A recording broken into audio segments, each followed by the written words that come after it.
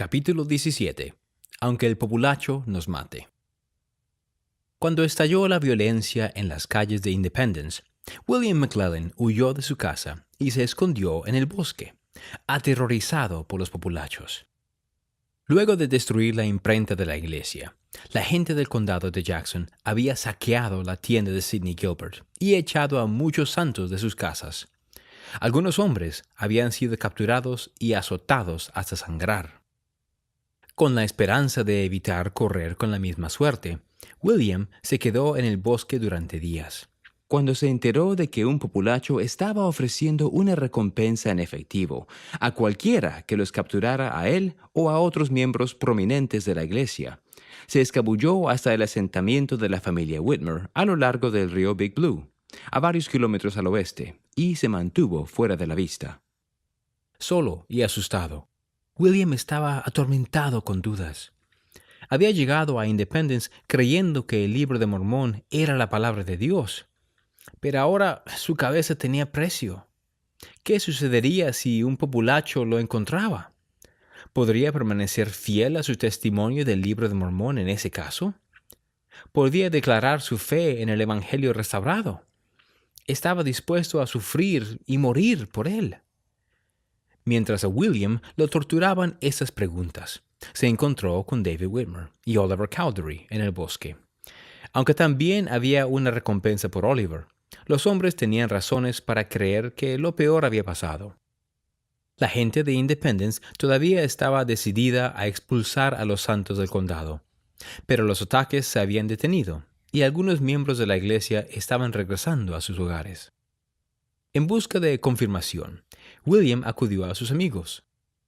«Nunca en mi vida se me ha manifestado una visión», les dijo, «pero ustedes dicen que sí la han tenido». Él tenía que saber la verdad. «Dígame, por temor a Dios», exigió. «¿Es el Libro de Mormón verdadero?» Oliver miró a William. «Dios envió a su santo ángel para declararnos la verdad de su traducción, y, por lo tanto, nosotros lo sabemos», dijo. «Y aunque el populacho nos mate, aún así debemos morir declarando su verdad». «Oliver te ha dicho la verdad solemne», dijo David. «Con toda la certeza te declaro su verdad». «Les creo», dijo William. El 6 de agosto de 1833, antes de enterarse de la magnitud de la violencia en Missouri, José recibió una revelación acerca de la persecución en Sion. El Señor les dijo a los santos que no temieran. Él había oído y registrado sus oraciones, y prometió con un convenio que le respondería. «Todas las cosas con que habéis sido afligidos», aseguró el Señor a los santos, «obrarán juntamente para vuestro bien». 3 días después, Oliver llegó a Kirtland con un informe completo de los ataques en Missouri. Para apaciguar a los populachos, Edward Partridge y otros líderes de la iglesia habían firmado un compromiso en el que le prometían al pueblo de Independence que los santos abandonarían el condado de Jackson para la primavera. Ninguno de ellos quería abandonar Sion, pero negarse a firmar el compromiso solamente habría puesto a los santos en más peligro. Horrorizado por la violencia, José aprobó la decisión de evacuar el lugar. Al día siguiente, Oliver les escribió a los líderes de la iglesia en Missouri, indicándoles que buscaran otro lugar para establecerse. «Sean sabios en su selección», les aconsejó. «A la larga, comenzar en otro lugar no significará ningún daño para Sion.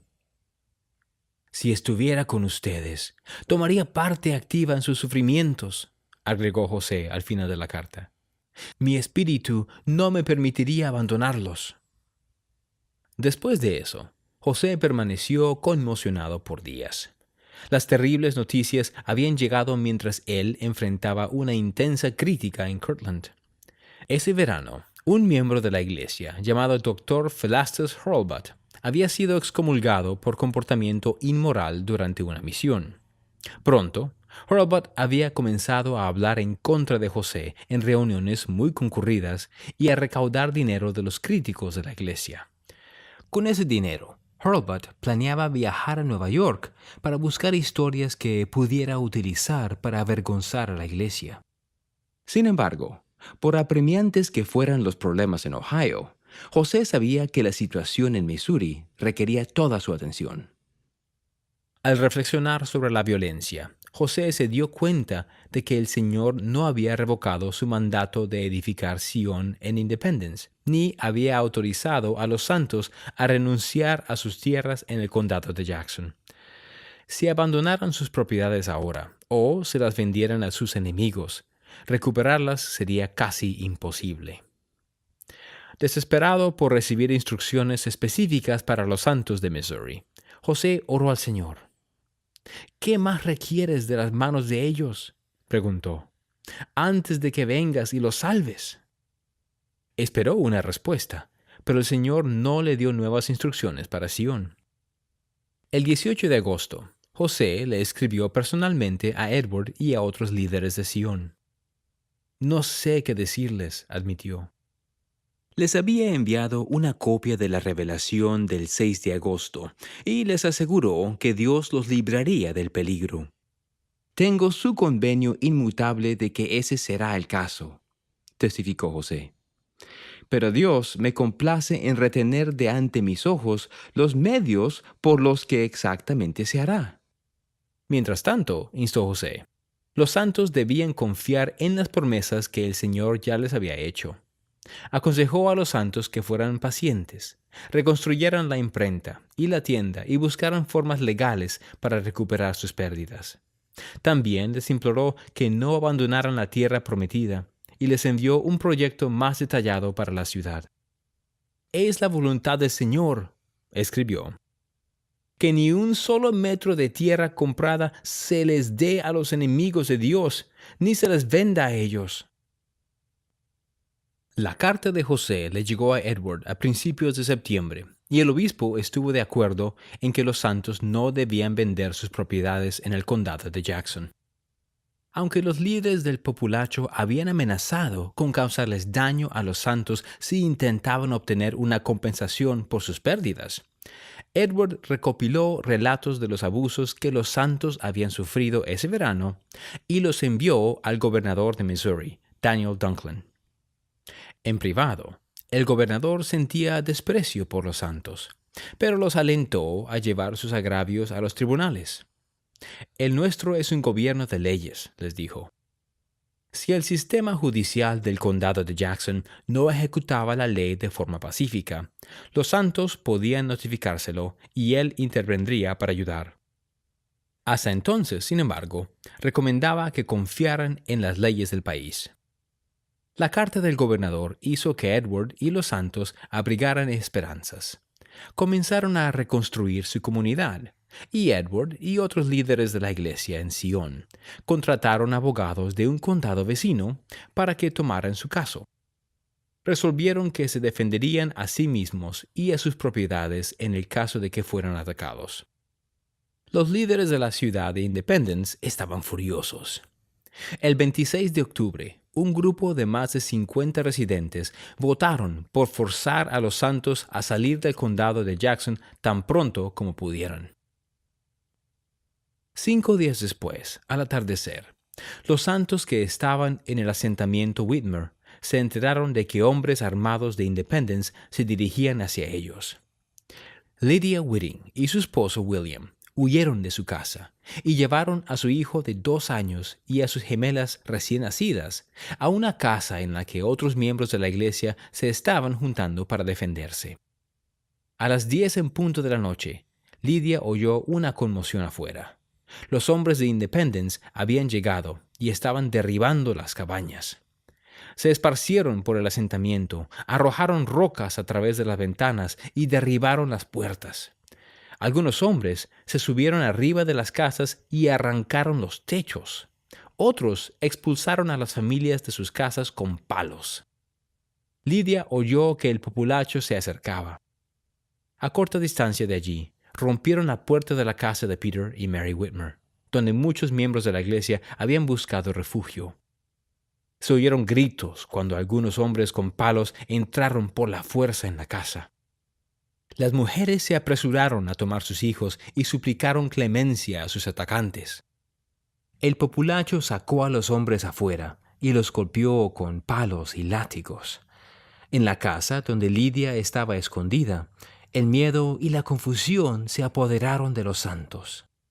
Con pocas armas de fuego y sin un plan para defenderse, algunas personas entraron en pánico y huyeron, corriendo en busca de refugio en los bosques cercanos. Temiendo por su familia, Lidia les dio sus gemelas a dos muchachas que estaban acurrucadas junto a ella y las hizo correr en busca de seguridad. Luego levantó en brazos a su hijo y la siguió. Afuera reinaba el caos. Las mujeres y los niños pasaban corriendo en toda velocidad por su lado al tiempo que el populacho derribaba más casas y hacían caer las chimeneas. Había hombres desplomados en el suelo, seriamente heridos y sangrando. Lidia apretó a su hijo contra su pecho y corrió hacia el bosque, perdiendo de vista a su esposo y a las muchachas que llevaban a sus bebés. Cuando alcanzó la protección de los árboles, Lidia solo pudo encontrar a una de sus gemelas. Tomó a la bebé y se sentó con su niño pequeño, temblando en el frío del otoño. Desde su escondite podían oír al populacho derribando su casa. En el transcurso de la larga noche, no tenía idea de si su esposo había logrado salir del asentamiento.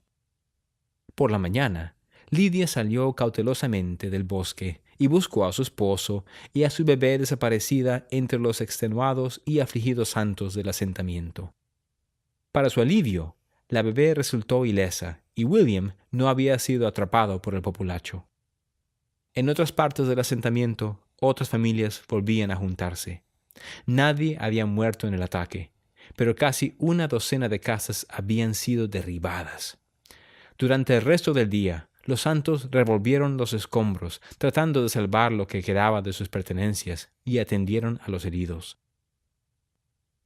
En los siguientes 4 días, los líderes de Sion instruyeron a los santos a reunirse en grupos grandes para defenderse de los ataques. Algunos populachos de Independence recorrían el campo, aterrorizando a los asentamientos periféricos. Los líderes de la iglesia suplicaron a un juez local que detuviera a los populachos, pero éste hizo caso omiso de ellos. El pueblo del condado de Jackson estaba decidido a expulsar hasta el último santo de entre ellos. Poco después, el populacho atacó nuevamente el asentamiento Whitmer, esta vez con más intensidad. Cuando Philo Dibble, de 27 años, oyó disparos en la dirección del asentamiento, él y otros santos de las cercanías corrieron en su defensa. Hallaron a 50 hombres armados a caballo, pisoteando maizales y dispersando a los asustados santos hacia el bosque. Al ver a Philo y su compañía, el populacho disparó sus armas, hiriendo de muerte a un hombre. Los santos respondieron en masa a los disparos, matando a 2 de sus atacantes y dispersando al resto. El humo de sus pistolas de pólvora negra llenó el aire.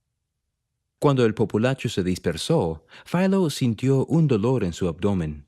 Al mirar hacia abajo, vio que su ropa estaba rota y ensangrentada. Había sido alcanzado por una bola de plomo y perdigones. Todavía sosteniendo su arma y pólvora, se volvió a su casa tambaleando. Por el camino, vio a mujeres y niños acurrucados en casas destrozadas, escondiéndose de los populachos que amenazaban con matar a cualquiera que ayudara a los heridos. Débil y sediento, Philo avanzó a tropezones hasta que llegó a la casa donde escondía a su familia. Cecilia, su esposa, vio su herida y salió disparada hacia el bosque, desesperada por buscar ayuda. Se perdió y no encontró a nadie. Cuando regresó a la casa, dijo que la mayoría de los santos habían huido a 5 kilómetros al asentamiento donde vivían los santos en Colesville. Otros santos estaban esparcidos por el campo, escondiéndose en los maizales o deambulando por la interminable pradera. Mientras los santos luchaban contra los populachos a lo largo del río Big Blue, Sidney Gilbert compareció ante un juez en el juzgado de Independence junto con Isaac Morley, John Corll, William McLellin y algunos otros santos. Los hombres habían sido arrestados después de que un hombre al que capturaron mientras saqueaba la tienda de Sidney los acusó de agresión y detención ilegal cuando intentaron arrestarlo. La sala del juzgado estaba repleta mientras el juez escuchaba su caso. Con todo el pueblo alborotado por la decisión de los santos de defender sus derechos y propiedades, Sidney y sus amigos tenían pocas razones para esperar tener una audiencia justa. El juicio dio la sensación de ser una farsa. Mientras el juez escuchaba los testimonios, llegaron rumores falsos a Independence que decían que los santos habían masacrado a 20 habitantes de Missouri en el río Big Blue. La ira y la confusión llenaron el juzgado cuando los espectadores pidieron a los gritos que se linchara a los prisioneros. No dispuesto a entregarlos al populacho, uno de los secretarios del tribunal ordenó que se enviara a los hombres de regreso a la cárcel para que tuvieran protección antes de que la multitud pudiera asesinarlos. Esa noche, después de calmarse los ánimos, William permaneció en la cárcel, mientras que el alguacil y 2 de sus ayudantes escoltaron a Sidney, Isaac y John a una reunión con Edward Partridge. Los líderes de la iglesia analizaron sus opciones. Sabían que tenían que dejar el condado de Jackson rápidamente, pero detestaban dejar sus tierras y hogares en manos de sus enemigos. Al final decidieron que era mejor perder sus propiedades que sus vidas. Tenían que abandonar Sion. Su conversación terminó a las 2 de la mañana y el alguacil llevó a los prisioneros de nuevo a la cárcel. Cuando llegaron, media docena de hombres armados los estaban esperando. ¡No disparen! ¡No disparen!, gritó el alguacil cuando vio al populacho.